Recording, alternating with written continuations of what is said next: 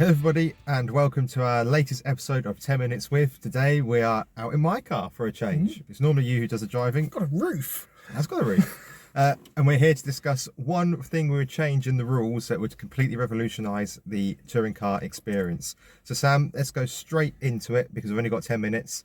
I have been told that yours is going to absolutely wow.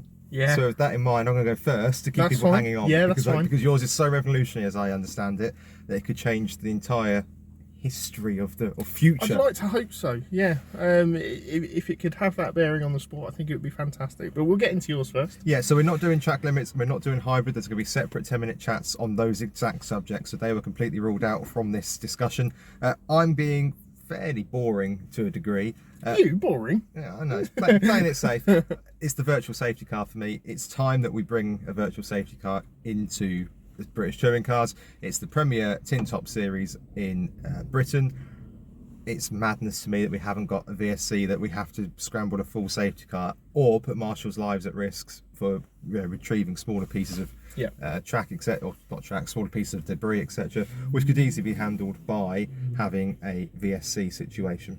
Yeah, it's something that we've spoken about before on reviews and even previews, and the fact that tracks sometimes need to be neutralised all the way round, but not to the same extent of having that full safety car. Absolutely. There's a perfect example being in F1, in that yes, the tracks are slightly longer, but having that chance to neutralise a bit of the circuit where you can get a marshal out on track, say it's a front bumper or something, they come off pretty easily in touring cars.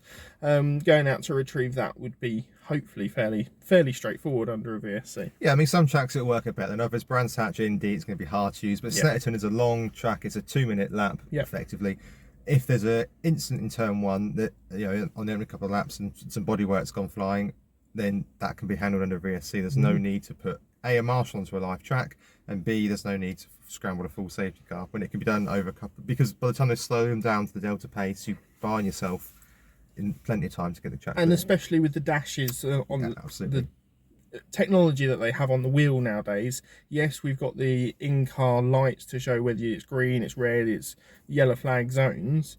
That can quite easily be added into a delta lap time, as you say, which is what they have in F1, to slow them down to that pace. Yeah. And with that, with race control, it should be fairly easy to then penalise any drivers and monitor drivers to whether they stick to that. Yeah, absolutely. It couldn't be more simple. It's a very easy rule tweak, in my opinion. Is it even a rule tweak? I don't know, but it's a very simple tweak that I think would improve both the racing and the safety for the weekend. And as I say, I kind of like a VSC in F1. It's kind of interesting. Yeah, especially because you've got to have that reaction to be fully alert to when the track then turns green again. It will catch some drivers out. There will be some that benefit from it. There will be some that lose out. But it's another element to the racing. There's also, you can use it as a precursor to the full safety car. So if you look at the madness that was raced through Alton Park, where boards weren't obvious, if everyone gets a VSC come through, okay, we've got to slow down, and then we can be picked up with a safety car if we need to be. Yeah, and especially for shorter tracks, if you stick out a VSC, you can neutralise all the drivers. Say they've just gone past the pit exit, you can still neutralise them for the whole lap and then bring out the safety car for the next lap. So to me, it makes perfect sense, and it should be completely doable. Yeah. Right, mine was a little bit of a panic, well, not an entree, if you will, an hors d'oeuvre for the main meal that is to come. Yours is the sensible one. Sam is going to say, however, they have to swap to a bike. Revolutionary. So, especially this season, we have 3 top cars with 3 or 4, maybe 5, top drivers in. So just in case anybody's watching this for the first time, we're talking the Ford with Ash Sutton, we're talking the Hyundai with Tom Ingram, and we're talking the BMW of Turkington and Hill. Yes, and Camish might also get into that category in the Ford as well, depending who you're supporting. And I think it would be really interesting to see at the start of each season an NFL draft style team format. Wow.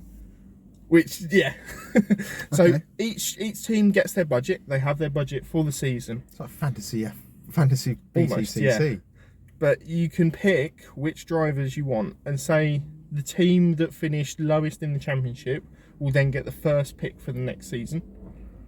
So they can take the best driver if they've got the money to. So, for instance, if Team Hard are finishing last this season, if we're taking them as a team, if we're taking them as a team of 6, okay, next season they would get the pick of the first driver, basically. Most likely, you'd probably take Ash Sutton on the form that he's in at the moment. You'd probably take him, but then he's going to be your probably highest paid, big salary driver. Then you're not going to get a good selection necessarily, or you're going to get a lesser selection of other drivers that you can't pay as much, but have got to fill the gaps. So it'd be more difficult for a 6-car team, granted. This is mental. I know it is. It's classic pub talk though, isn't it? It is classic pub talk, except I've got a vitamin water rather than a pint, but yeah. So I'd love to see a format where you can have the team that finished last in the previous season have the chance to grab that best driver for the new season. And then you would have an interesting mix. Teams would get shuffled. We wouldn't have drivers like Turkington staying necessarily at WSR for season upon season upon season. Though, that he's there all the time? Not necessarily, but I'd love to see what he could do in a front-wheel drive Seat. See, I thought you were going to... That is incredibly bold. Thank you. I thought you were going to go along the lines of that each weekend they have... Weekend? I've been watching much of the Ashes. Every weekend they have to pull out of the hat the car they'll drive. Okay. I think that would be... that'd be stupid, wouldn't it, Sam? That'd be silly. Yeah. I think it would be too difficult to do that each weekend, but certainly at the start of each season, there's a complete reset. And yes, we get to see driver changes, but having that completely, well, not completely random element, but the fact that teams can get a first pick and a second pick and a third pick, and then it would work backwards. So whoever got the first pick would then get, depending how many teams, either like the 8th pick or 9th pick, depending how many. But you would get drivers mixing from season to season, going from different teams to different cars, and it would be a really interesting format, I think. But it could never work because of how sponsorship works. Unfortunately, yes. It could never be a thing. Yeah. Well, sorry, but can it? Well, no, it can't, can it? Because you get it working in NFL, in NBA, but those, and you have the different teams there, and they've got their... But crucially, Sam, those players don't have to bring their own sponsorship. No, that is true. Irvine isn't bringing Nike to wherever he's going to. Yep. That's a basketball reference. Sorry. Good. You know, if you're... Take Jade Edwards as an example, and I don't... Yeah, it's not picking on her because she's... but... The budget she needs to put together for hard is completely different to the budget she needs to put together for WSR racing. Yeah. But that is a fact. Do you then get manufacturer teams like BMW, like Ford, like Hyundai going, okay, we're going to support this driver for this season. They're going to be one of our picks. Are you going to then have drivers like we saw Dan Lloyd last season pull out 2 or 3 wins in a season because he's got that backing from a manufacturer? Does it then give drivers the springboard rather than necessarily being down to money and sponsorship and being able to get on the grid? I think it's a happy compromise. My suggestion to make that semi-workable would be to have... We love a tier. Tiers are great these days. A tier of drivers which are you select yourself. Yeah. Okay. And then everybody else goes into a pool and you pick either a draft or randomly and they come out there. Okay. So every team gets an elite driver. Yep.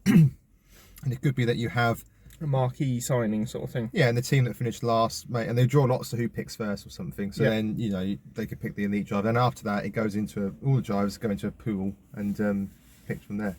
Yeah, it'd be interesting to see more driver changes in the off season, and a bit like Sutton does. Yeah, that's true. He goes from team to team, and he can produce a championship winning car wherever he seems to go. Although this off season was pretty exciting. Yes, it was.